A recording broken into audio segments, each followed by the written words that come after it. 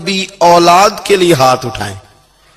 ویسے تے بلے شاہ تو آسمانی اڈ دیا ہی پھڑ دیں, جڑا گھر بیٹھا انہوں بڑھیا ہی نہیں. حضور فرمانے لگے ماں باپ جب بھی اولاد کے لیے دعا فرمائیں, اللہ ان کی دعا کو قبول کرتا ہے. آپ اپنا تعلق بنائیں دعا کے ساتھ, عبادت کے ساتھ, مصلی کے ساتھ رشتہ بنائیں, استغفار پڑھیں. صلاح الدین ایوبی صلیبی جنگوں میں تھے. رات کو مسجد اقصی میں نماز پڑھی تو پریشان تھے.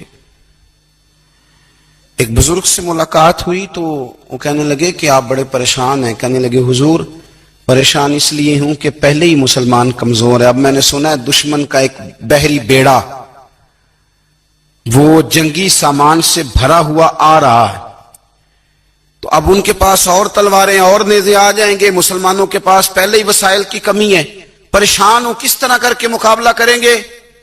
یہ بات کہتے ہی صلاح الدین ایوبی نے بزرگوں سے کہا حضور آپ بھی دعا کرنا, دعا کی بڑی طاقت ہے. میرے نبی پاک نے فرمایا دعا مومن کا ہتھیار ہے, دعا مومن کا.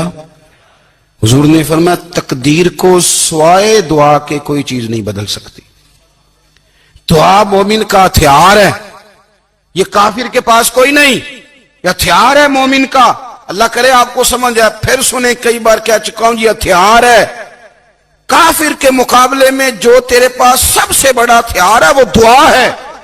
دعائیں کرانی چھوڑ دی, کرنی چھوڑ دی, لینی چھوڑ دی. حضرت سیدنا انس بن مالک رضی اللہ تعالیٰ عنہ فرمایا کرتے تھے میں نے وہ رنگ دیکھا ہے جب حضور دعا مانگتے تھے اور حضور کی مقدس آنکھوں میں آنسو بھی ساتھ ہی بہا کرتے تھے, میں نے وہ انداز دیکھا.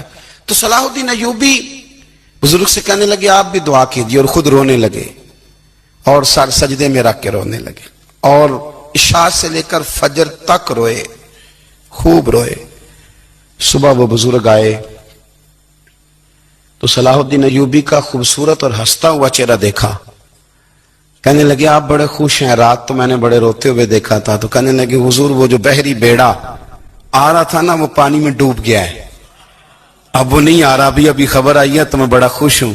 بزرگ کہنے لگے اٹھ سینے سے لگ اور سن ایک بات, وہ بحری بیڑا پانی میں نہیں ڈوبا, وہ تیرے آنسوؤں میں ڈوب گیا ہے. وہ جو تو رات رویا ہے نا رب کریم کی بارگاہ میں تو وہ ڈوب گیا ہے. بھائی اپنا مصلی کا, عبادت کا, وظائف کا, اللہ اللہ کا سلسلہ اس کو مضبوط کرے, اپنی دعاؤں کے تعلق کو مضبوط کرے. دعائیں بڑے انقلاب برپا کر دیتی ہیں. ہم تھوڑے تھوڑے نا جب سے خشک ہوئے ہیں نا, خشک, اور میری تو جماعت ہی صوفیاء کی جماعت تھی.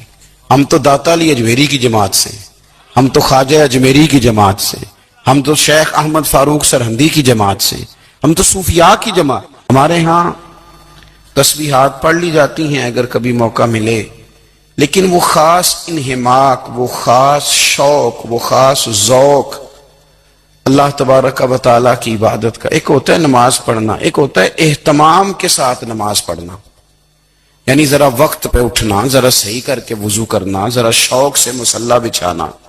ایک ہوتا ہے تسبیح پڑھ لینا, اور ایک ہوتا ہے ذرا تھوڑا سا نا شوق کے ساتھ اللہ کو یاد کرنا. آپ کبھی جو میں نے آیہ کریمہ پڑھی اس کی آپ شان نزول دیکھیں. نبی کریم صلی اللہ تعالی علیہ وسلم کے نا کچھ صحابہ اللہ کی محبت کے شوق میں حضور کی بارگاہ میں حاضر ہوئے, اور انہوں نے آ کے عرض پتہ کیا کیا,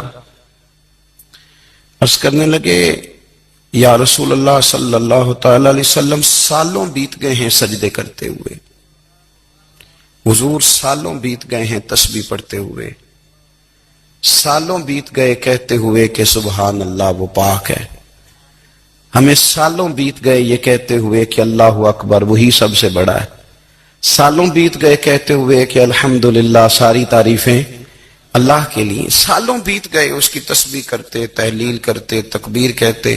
حضور اب نہ ہمارا اپنے رب سے ملنے کو جی چاہتا ہے, کبھی اے حقیقت منتظر نظر آ نہ لباس مجاز میں, لاکھوں سجدے تڑپ رہے ہیں میری جبین نیاز میں. اور اقبال کہنے لگے کہ تیرے عشق کی انتہا چاہتا ہوں, تو میری سادگی دیکھ کیا چاہتا ہوں, میرا ذرا سا تو دل ہے مگر شوق اتنا، میں وہی لن ترانی سنا چاہتا ہوں۔ میرا بھی دل کرتا ہے کہ اللہ میں تجھے کہوں میں تجھے دیکھنا چاہتا ہوں، جس طرح حضرت موسیٰ کلیم علیہ السلام نے کہا تھا، اور تو مجھے کہے کہ لن ترانی تو نہیں دیکھ سکتا، ذرا سا تو دل ہے مگر شوق اتنا، میں بھی وہی لن ترانی سنا چاہتا ہوں۔ پھر کہنے لگے بھری بزم میں راز کی بات کہہ دی، بڑا بے ادب ہوں سزا چاہتا ہوں۔ دیکھو سب لوگوں کے بیچ ہی میں نے یہ کہہ دیا۔ میرے عزیز صحابہ نا شوق میں، کتنے سارے لوگ ہیں آپ، کتنی ماشاءاللہ بڑی تعداد میں آپ آئے، ہم بھی کبھی اس شوق میں گئے ہیں کہ ہمارے رب کو دیکھنے کو دل چاہتا ہے، ہمارا جی چاہے وہ کبھی ہمیں ملے، ہم کبھی اس کی زیارت کریں، اس کی بارگاہ کرم میں ہم حاضر ہوں۔ صحابہ نے عرض کیا یا رسول اللہ صلی اللہ تعالی وسلم ہمارا رب کہاں ہے؟ ہمارا نا اپنے رب کو دیکھنے کو جی چاہتا ہے۔ جب صحابہ نے یہ عرض کیا تو اللہ نے قرآن مجید نازل کیا، فرمایا وَإِذَا سَأَلَكَ عِبَادِي عَنِّي فَإِنِّي قَرِيبٌ، محبوب جب میرے بندے آپ کی بارگاہ میں آ کے میرے بارے میں پوچھے نا تو ان سے کہہ دینا میں ان کے قریب ہی ہوں، قریب ہی ہوں۔ دلیل کیا ہے؟ آئی اذا دان، یہ جب بھی مجھ سے دعا مانگیں گے میں ان کی دعاؤں کو قبول فرماؤں گا، میں ان کے قریب ہوں، میں ان کے قریب ہوں۔ یہ جب بھی دعا مانگیں گے نا میں قبول کروں گا، میں ان کے قریب ہوں۔ اللہ تبارک و تعالیٰ کے بندے اللہ سے محبت کرتے، رب کی بارگاہ میں جھکتے، اس کو اپنے دکھ سناتے، اس کے پیارے محبوب صلی اللہ تعالی علیہ وسلم کا وسیلہ لے کے اس کے حضور حاضر ہو جاتے، پیشانیاں سجدوں سے روشن ہوتی۔ ہم نا ہر چیز کے لیے وقت نکالتے ہیں، ہر چیز کے لیے، لیکن عبادت کے لیے وقت نہیں نکالتے۔ ہر شے آباد ہے، ہر شے، ہماری فیس بک بھی آباد ہے، واٹس ایپ بھی آباد ہے، ہمارے ٹویٹر بھی آباد ہیں، ہماری ہر چیز آباد ہے۔ سب سے کم آباد ہمارا مصلی رہ گیا ہے، سب سے کم۔ وہ لوگ اب ڈھونڈنے سے ملتے ہیں جن کی بغل میں مصلی ہوتا تھا۔ میرے بھائی آپ کتنا کو دنیا کے پیچھے بھاگو گے تھکا دے گی، کتنا دولت کے پیچھے بھاگو گے تھکا دے گی۔ آپ جب اپنی زندگی میں جمع تفریق کرو گے نا تو مرتے وقت احساس ہوگا کہ سارا کچھ تو لوگوں کے لیے کیا، اپنے لیے تو کر ہی کچھ نہیں سکے۔